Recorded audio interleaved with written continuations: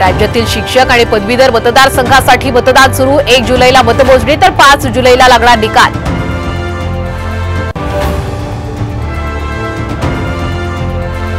वरच्या निवासस्थानी मुख्यमंत्र्यांसह दोन्ही उपमुख्यमंत्र्यांची रात्री उशिरापर्यंत खलबत। शिक्षक आणि पदवीधर निवडणुकीसंदर्भात आणि अधिवेशनाबाबत चर्चा झाल्याची माहिती।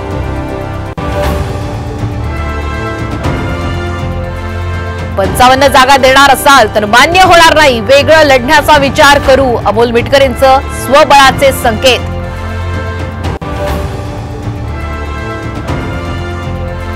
विधानसभेला 84 जागा मिळाव्यात, राज्यातील काँग्रेस नेत्यांनी हायकमांडकडे मागणी केल्याची माहिती।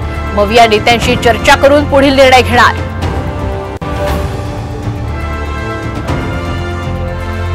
लोकसभा अध्यक्षपदासाठी आज निवडणूक। एनडीएचे ओम बिर्ला आणि इंडियाचे के सुरेश यांच्यात लढत।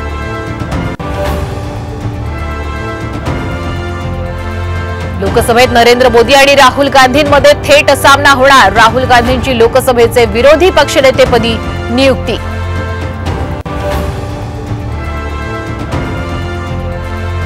पीक कर्जासाठी शेतकऱ्यांकडे सिबिल मागितल्यास एफआयआर दाखल होणार। उपमुख्यमंत्री देवेंद्र फडणवीसांची बँकांना तंबी।